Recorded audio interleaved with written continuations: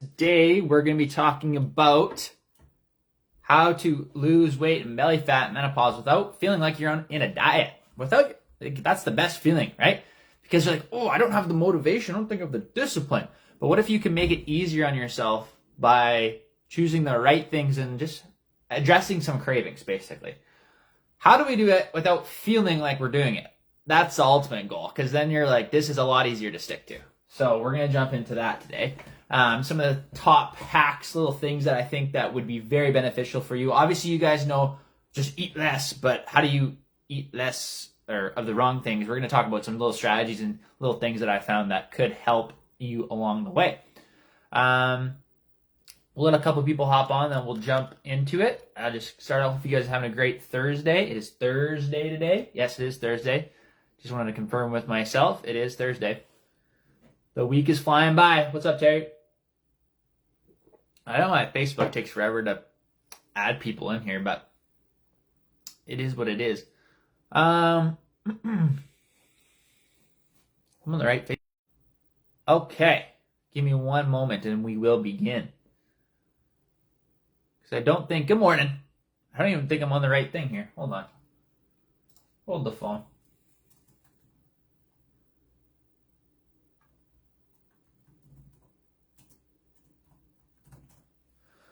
Bada bing, bada boom. Oh yeah, I'm on the right thing. All right, we're good. We're good. People are hopping in. We're not on the wrong... All right, we're live. We're live. We're going live. I don't know why it doesn't show anybody up here, but that's okay. All right, let's begin. So, the connection is slow. That's why. Maybe that's why it's messing up.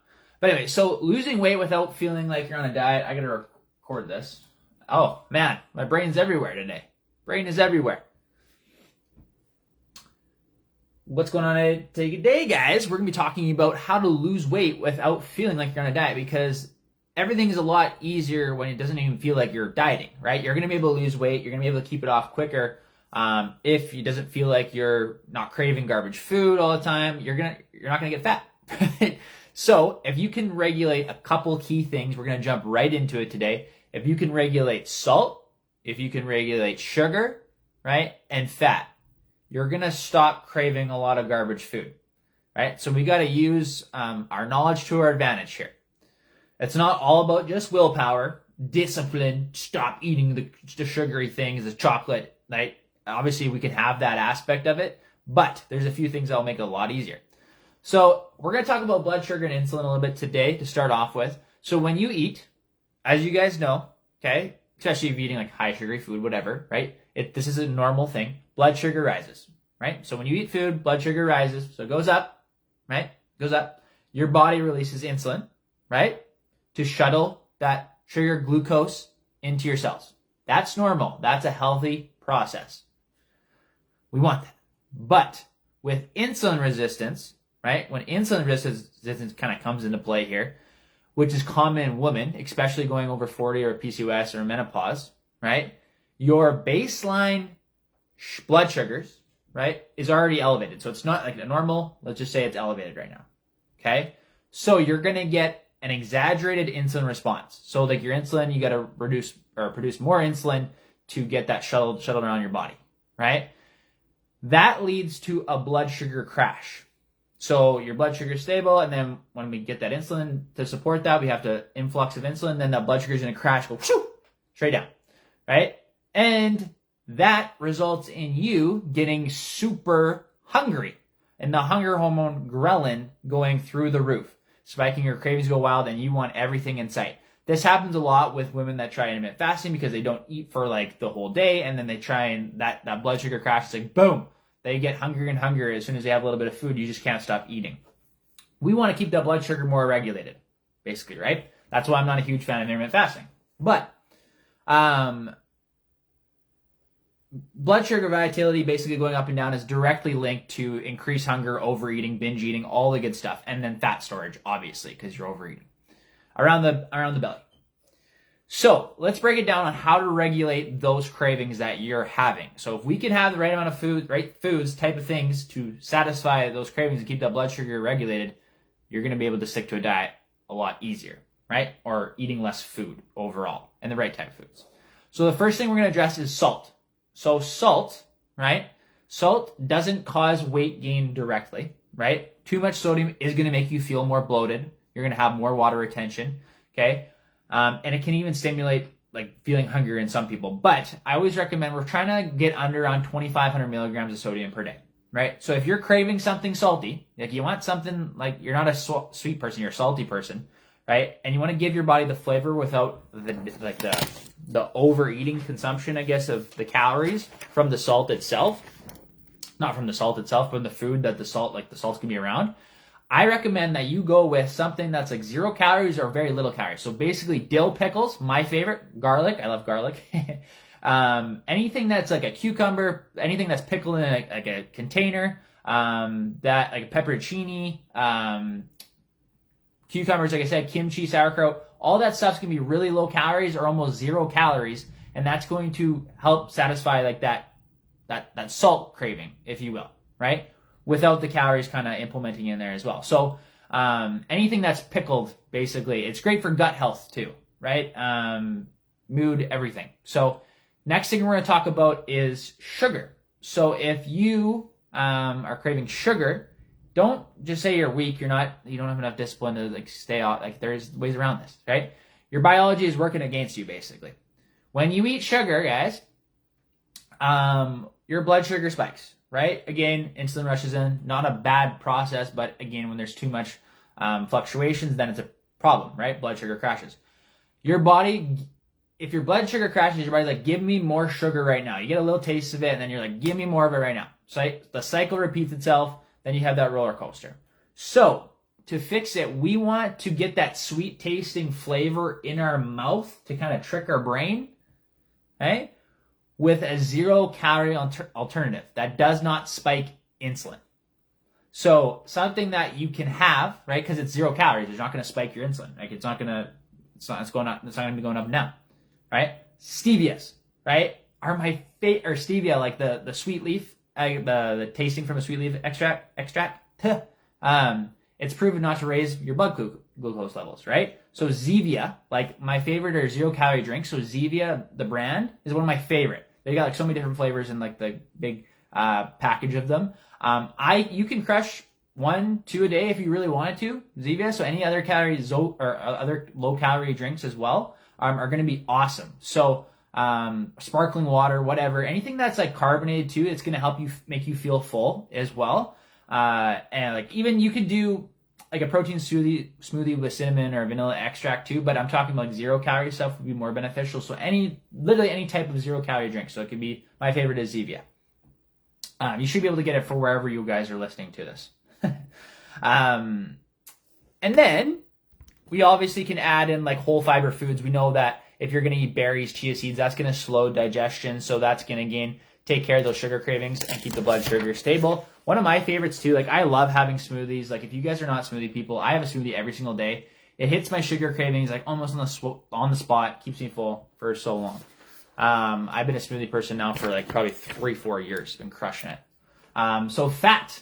Next we're going to talk about fat. So fat doesn't raise blood sugar necessarily as much as like sugar does, but it's super energy dense. So every gram of fat that you have, so like you think of your ice creams, your deep fried foods, like with a lot of oil, that has it's energy dense. So it has 9 calories per gram of fat that you're having, right? And it activates the reward center in your brain. So that's why you crave a lot of these foods like pizza, chicken wings, anything that's deep fried. Like the over fat, heavy foods, those are highly palatable, basically meaning, especially when it's mixed with sugar too. Then you can think ice cream, right? Like I said. So to manage these fat cravings, we have some cool research. There is like apple cider vinegar is a good one before meals. Again, no one really probably likes apple cider vinegar. Maybe you can get down a shot of it. There is like there's some people telling you that you're going to lose fat automatically. This is a tool to help lose fat. It's not going to be the direct thing that makes you burn fat. But apple cider vinegar, if you can get it down, like having a shot of that, you can slow like gastric emptying basically, improving your insulin sensitivity before meals is a fantastic way. You're going to feel more full. You're not going to feel like you're going to crave more food. But you can also use things like hot sauce, vinegar, right? Even mustard. Something to create that flavor and satisfy that fat craving without the calories. Mustard, 0 calories. Hot sauce is 0 calories. Vinegar, obviously 0. So like that's awesome, right? So if we can address that, the sugar, right? The fat, right? And the salt cravings by having 0 to little calorie, like low calorie options, right? You're not going to feel like you're on a diet and you're going to feel full, right? The next thing you're going to do is literally cut out foods that I think this is something I believe. I am someone that will crush protein bars. I love every type of protein bar. I'm weird.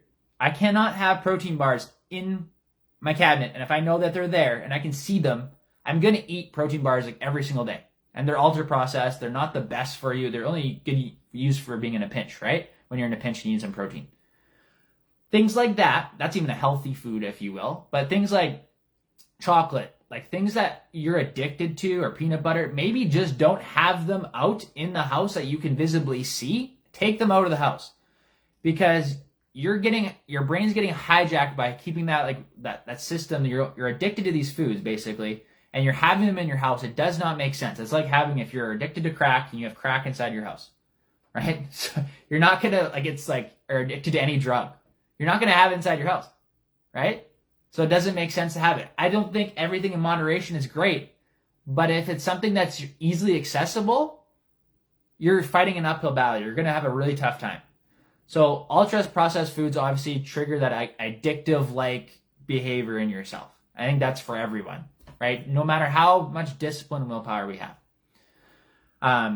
If eating moderation hasn't worked for you in the past, I don't recommend you trying doing it forward. You need a detox. You need to remove those foods from your house. Right? I think a lot of people are like, oh, I just want to have a little bit, but you can't have a little bit right now. You're not at that stage. Okay? So out of sight, out of mouth. You're not going to eat it. Now, next thing we're going to talk about, I see this with menopausal women, especially because of the anxiety, depression, with the hormonal fluctuations, everything like that. I will get to your guys' questions on the podcast here, on live here in a second. You're making progress, but if you never celebrate yourself, right, your brain never fully realizes it and you get frustrated. So every single time you win, even if it's a pound on the scale, even if it's like a pound every 2 weeks, whatever kind of progress that you're getting, celebrate yourself. Okay? Because this is a mental game. Celebrate it. If you lost inches, got stronger in the gym, whatever it is, you ate clean for 1 week, celebrate yourself. You deserve it. Okay? I know it doesn't feel like a huge win yet, but those little wins stack up over time. Imagine a year of celebrating yourself. You're going to be in a way better spot. Right? You're going to be happy in your body. You're going to feel better. Okay? So celebrate yourself. You got to find wins. One thing that we do in our group on Fridays, we share our weekly wins every single week. I tell them if it's a small win, it's a big win. I don't care. Me and our coaches don't care. Right? Because this, again, when you got to change the way you look at yourself and everything that comes along with it, obviously along with all the tips here. But if you can put it together, you're going to see some amazing progress. But we'll answer some questions on here in the podcast, or on the live here. A couple other questions I just got is, what are your thoughts on creatine? Creatine is the most researched supplement. Pulls water into your muscles. It's great for energy, boosting your gym performance, cognitive benefits, can even help with anxiety, depression. We have some research on that coming out. So that's also very beneficial. Creatine, amazing. Take it whenever you can. Doesn't matter, morning workout or before the workout, after workout, take it. 5 milligrams a day. Creatine monohydrate. Doesn't matter the brand. You can just take it every day. Try and be really consistent with it. Now, homemade ice cream with less sugar is healthy. I mean, it can be, could be a better option. We're all looking about better options and feeling satisfied, right? So homemade ice cream, yes, depending on like Ninja Creamy, I don't know how you're making the ice cream. I think that can be beneficial because you're going to have higher protein. If you're really an ice cream person like myself, I think it's a very valuable tool. I also think if you really like ice cream, just have like 90 calorie, 100 calorie treats that you have every single day, and then you get that little reward system at the end of the day. I don't think there's anything wrong with that. Frozen yogurt bars work out really good for me too. Non-scale victories rule. Yes. Okay, so if there's any other questions, I think I got on here, but that is about it for the podcast, guys. Thank you guys for listening. Hope you guys have a fantastic day. Okay. Northern India. Cool. Cool.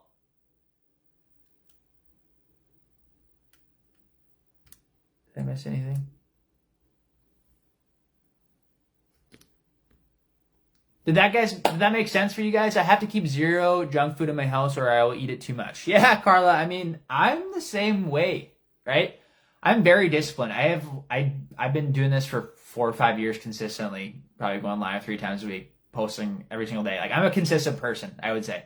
I have a lot of proof. And I cannot stay away from certain things that I really, really enjoy in my cupboard if I know it's right there. It's just the way it is. I don't have a bad relationship with food by any means. If I want to go really get something, I'll go get ice cream. Don't get me wrong. I don't get guilty at all about it. But again, if I have something that's in the house and I directly have access to it 2 feet away, it's going to get there. I'm going to find my way there. So if you got kids, you got to put it in like a different place you can't see it, or a place out of sight, out of mind. Family, all the good things. Good morning, Janet. Loving my first week. Awesome. Keep rocking it, Carla. You've been doing good. You've been participating, asking questions, doing the things. So you're going to get results. Carla's new to the program. She's killing it. I'm the same. No willpower. Yeah, I mean, your environment. Change your environment. Then you don't have to have the willpower. My life is designed to make my life as easy as possible without having willpower. So the night before, my morning started the night before. Basically. So the night before, if I don't go to bed, if I go to bed way too late, I can't start my morning on the time that I wanted to start. And then I'm behind. So you got to give yourself, and you don't want to be tired either. I'm not going to like make myself feel tired. So everything is a step ahead that you're setting yourself up for. Basically, chips for me, I have a handful once a week. Perfect. Again, there's the balance, 100%.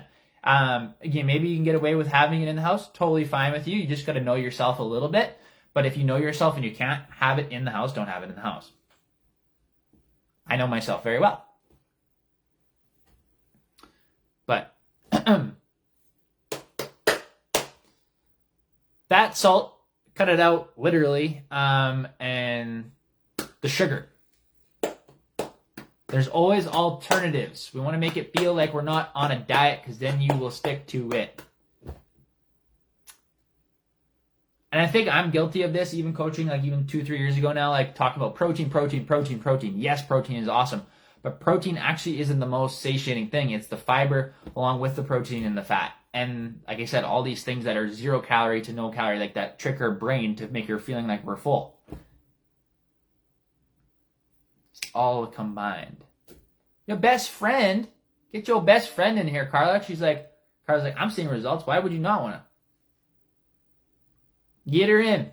If you make a group chat, Carla, with her, I don't know if you know how to do that on Facebook, but I can send you a message. I'll obviously give you a referral because like that's awesome. Anyone that's a friend, they always do better together because like if a friend's doing it, then you can talk about it with them and then also go back and forth. Everyone has a lot more results doing it with a friend typically because you also have that healthy competition a little bit to a degree as well. I drink 33 ounces of water a day. It helps. Yes, water is huge. Like your hydration is huge. Electrolyte balance. Again, if you're dehydrated, you have more cravings, right? So our potassium, our magnesium, and sodium, what we just talked about.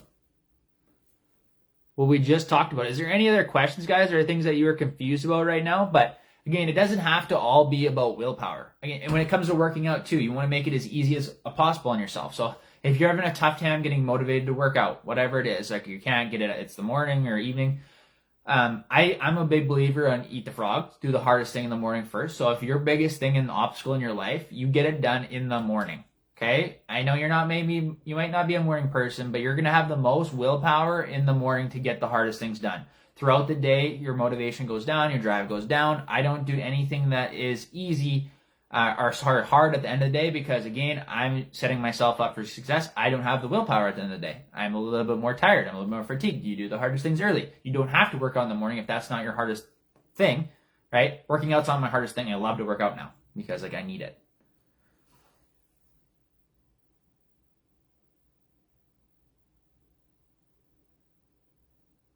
I want to thank you. Well, I appreciate you. Hopefully the content's been helpful. I'm assuming it is. I'm definitely not a morning person. You don't have to be a morning person to work out in the morning. How you become a morning person? This is a crazy thing. You don't have to work out in the morning. You don't have to be a morning person. But if you want to become a morning person, you just go to bed earlier. Then you get up earlier. It's simple as that. Night before it starts.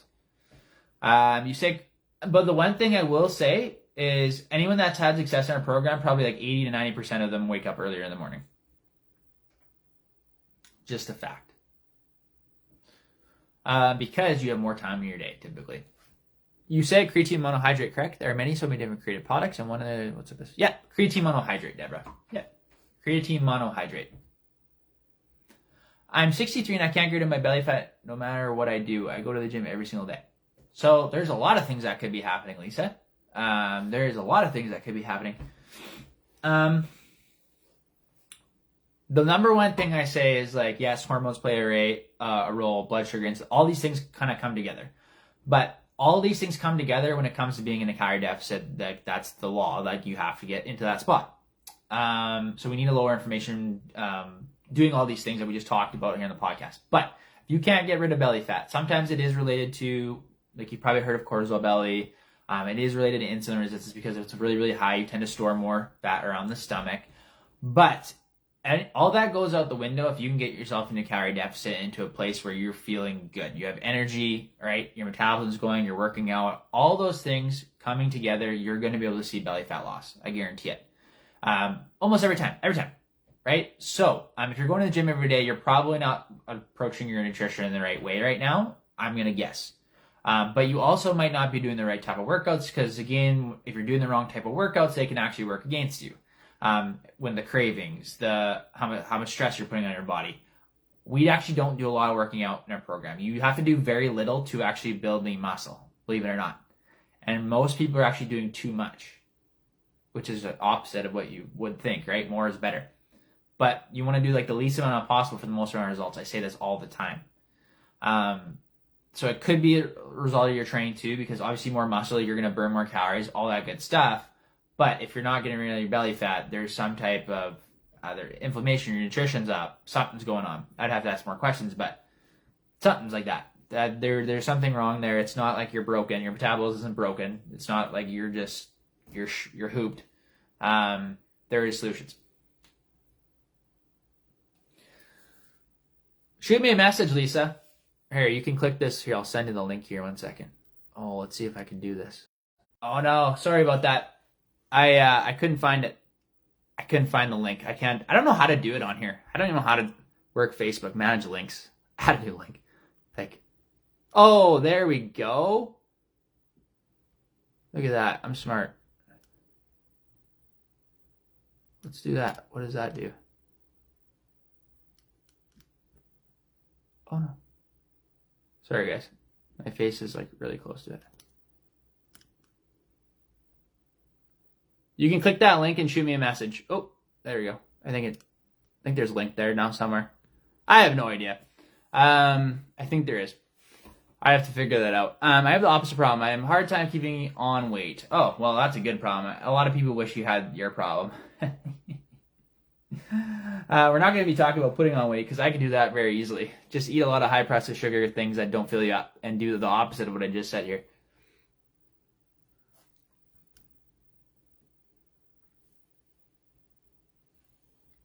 You're probably going to want to get the bare minimum of protein. Probably only keep it at 100. Don't even get any more than that. If you want to gain weight. Keep your fiber really low. You might mess with your gut a little bit, but again, there's peanut butter, high fat foods. You want to eat a lot of high fat because it's high calorie, right? Okay. Is there any other questions? Because we got to go in like 2 minutes. But that's going to be it for today. I appreciate you guys. Great questions. Again, if you have any other questions, you feel like you need some extra help, you want just like go do this, and this, and this, and maybe a little extra kick in the butt when you need accountability, message me on Facebook or Instagram and say info, and I'll reach out to you and give you more details and see if we're a good fit and if I can actually help. Because some people we can't help, and we'll just tell you if we can't help you. But yeah, that's going to be it for today, guys. Thank you guys for listening. Thank you guys for tuning in. I appreciate you guys. I think I want to answer any questions. Did I miss any there? Oh. No. Okay. Awesome, guys. You guys have the best day absolutely ever. Later.